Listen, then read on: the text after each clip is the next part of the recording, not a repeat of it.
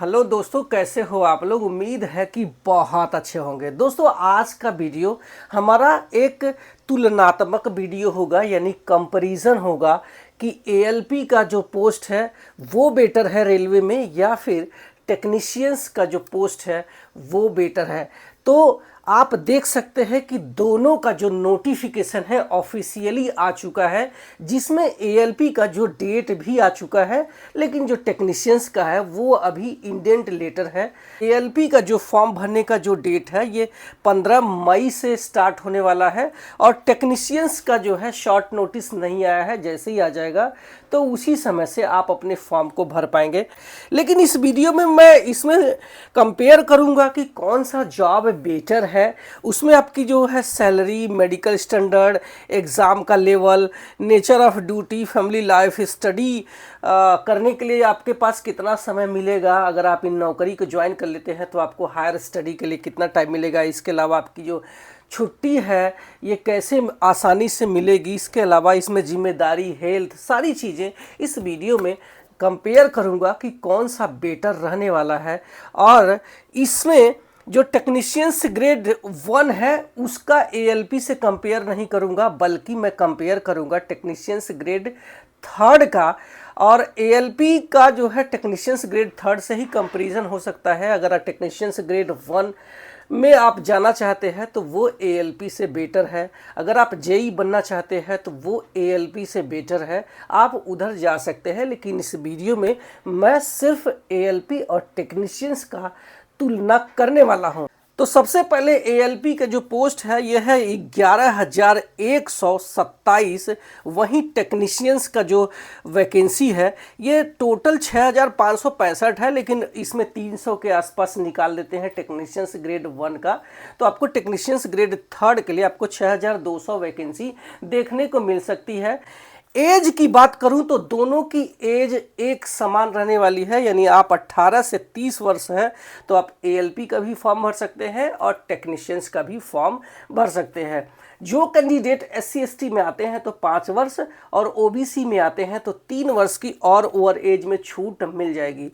हम क्वालिफिकेशन की बात करें तो एएलपी में आप आईटीआई किए होने चाहिए, वो भी सिर्फ 15 ट्रेड में, जो मैं यहाँ पे लगा रहा हूँ। इसके अलावा आप अगर डिप्लोमा 3 साल का या फिर बीटेक डिग्री किया है, वो भी इलेक्ट्रिकल, इलेक्ट्रॉनिक्स, मैकेनिकल या फिर ऑटोमोबाइल या फिर इनका कंबाइंड जो कॉम्बिनेशन वाली जो ब्रांच होती है तो आप इसमें अप्लाई कर सकते हैं।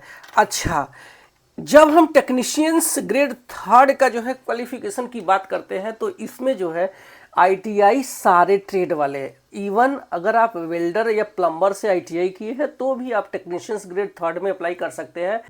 अच्छा, अब बात करते हैं मेडिकल स्टैंडर्ड की। तो अगर आप चश्मा लगाते हैं तो आप भूल जाए कि आपको एएलपी बनना चाहिए, क्योंकि उसमें अलाउ ही नहीं है, क्योंकि A1 मेडिकल होता है। हम टेक्नीशियंस की बात करते हैं तो यहाँ पे आपका A2, A3, B1, B2, C1, C2 ये एक लो मेडिकल्स होते हैं। तो अगर आप चश्मा लगाते हैं या फिर आप विकलांग हैं तो भी अप्लाई कर सकते हैं। अच्छा, जब हम सिलेक्शन प्रोसेस की बात करते हैं तो ये एएलपी का बहुत हार्ड सिलेक्शन प्रोसेस है, क्योंकि ये कई चरणों से गुजरते हैं, जिसमें CBT 1, CBT 2, CBAT यानी साइको टेस्ट, उसके बाद डॉक्यूमेंट वेरिफिकेशन, उसके बाद एक हार्ड मेडिकल जिसमें 6x6 आपकी जो आंखें होनी चाहिए। तो ये काफ़ी ही एक बहुत जटिल सिलेक्शन प्रोसेस हो जाता है। टेक्नीशियंस ग्रेड 3 का जो है एग्ज़ाम का प्रोसेस करें तो ये हमें बहुत ही पसंद है।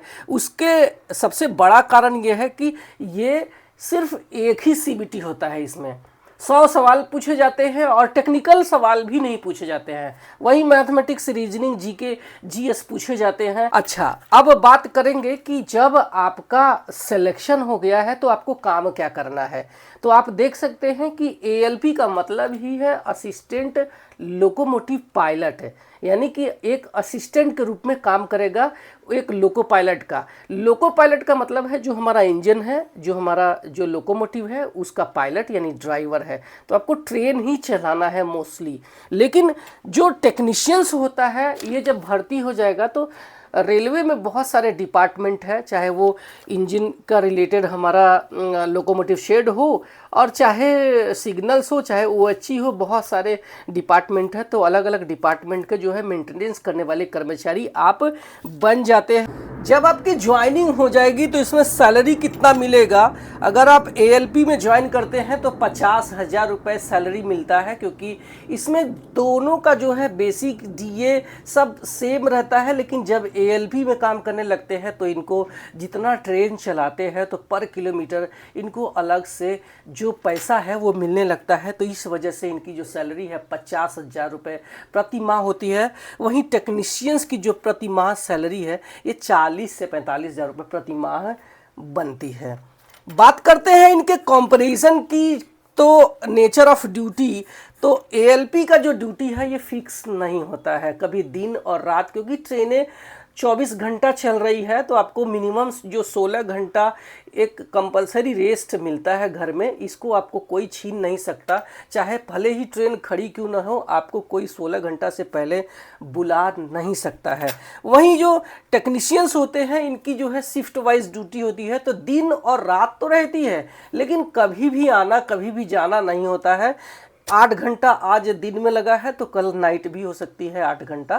तो इस तरीके से 8 घंटे की इनकी फिक्स ड्यूटी होती है। एएलपी का जो है फिक्स ड्यूटी नहीं होता है, कभी 9 घंटा, कभी 11 घंटा और कभी 4 घंटा में भी ड्यूटी ख़त्म हो सकती है। डिपेंड करता है कि वो उसके जो पहुंचा सकता है कि नहीं वहाँ डेस्टिनेशन तक। अगर अपनी ट्रेन को डेस्टिनेशन तक पहुंचा देता है तो उसकी ड्यूटी पहले भी समाप्त हो सकती है।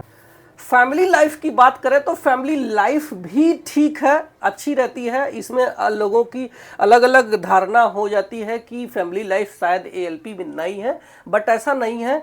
अगर वो ड्यूटी करके आता है तो उसको 16 से 30 घंटा घर में रेस्ट मिलता है। हाँ, ये बात अलग है कि उसको आउट ऑफ हेड क्वार्टर जो जाना होता है उसमें उसको 28 से 30 घंटा, कभी कभी 36 घंटा भी लग जाता है जो कि घर आने में। लेकिन टेक्नीशियंस कैसा है कि 8 घंटा ड्यूटी किया, घर आ गया, फिर उसने अपने घर पे 16 घंटा बिताया और उसके बाद फिर जो है ड्यूटी चला गया। और अपने ड्यूटी के दौरान भी वो चाहे तो अपने घर जाकर के खाना खा के आ सकता है।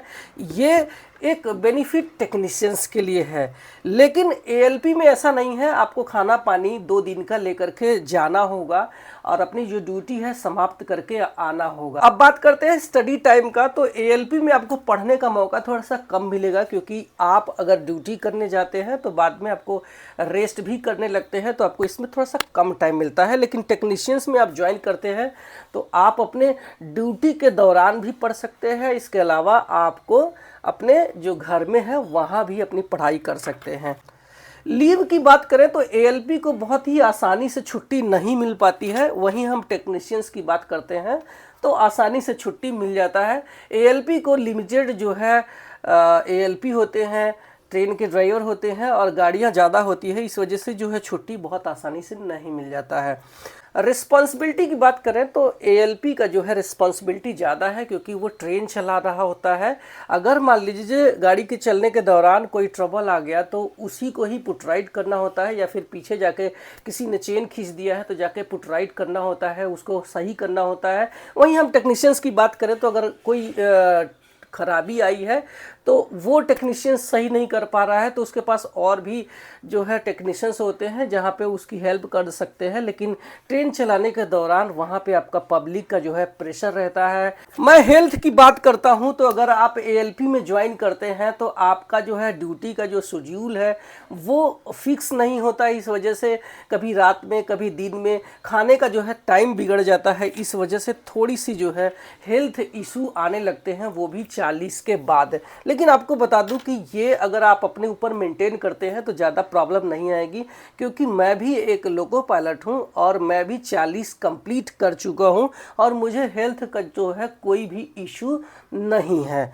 एएलपी के अलावा अगर हम टेक्नीशियंस के हेल्थ की बात करते हैं तो ये जो है ड्यूटी एक फिक्स टाइमिंग का होता है, घर का खाना मिलता है और टाइम टू टाइम आप सारी चीज़ें फल फ्रूट वगैरह खा सकते हैं। तो इस वजह से हेल्थ जो है अच्छी बनी रहती है, एक्सरसाइज भी करने का टाइम भी मिल जाता है। वहीं ALP को भी एक्सरसाइज का टाइम मिल जाता है। अगर आप अपने माइंड को स्ट्रांग बना के रखते हैं तो आपको कोई भी इशू नहीं आएगा। रिस्पेक्ट की बात करूं तो जब भी आप किसी को बताएंगे कि आप भारतीय रेलवे में एक लोको पायलट है, ट्रेन चलाते हैं, तो भले ही वो तारीफ ना करे लेकिन अंदर ही अंदर आपको ऊपर से नीचे देखेगा और आपका लोहा मानेगा कि यस एक बड़ी जिम्मेदारी वाला काम करते हैं। क्योंकि कुछ लोग बोल नहीं पाते हैं, तारीफ करने से पहले अंदर ही अंदर जल रहे होते हैं, इस वजह से वो आपकी तारीफ नहीं करते हैं। वहीं टेक्नीशियंस की बात करें तो आप एक वर्कशॉप में एक टेक्नीशियंस के रूप में काम करते हैं। अगर आप किसी को भी बताते हैं कि मैं टेक्नीशियंस हूँ, हाँ ठीक है यार कहीं काम कर रहा होगा, ऐसा लोग सोचते हैं। इसके अलावा हमारे जो SSC और JEE लोग रहते हैं उनकी भी नज़र में आप एक 4th ग्रेड कर्मचारी जैसे ही फील करेंगे उनके सामने। तो उम्मीद है कि ये वीडियो आपके लिए हेल्पफुल लगा होगा। हेल्पफुल लगा है तो लाइक करना और मेरे चैनल पे पहली बार आए हैं तो सब्सक्राइब करके जाना, क्योंकि मैं यहाँ सिर्फ आपके फ़ायदे की बात करता हूँ। Thank you so much.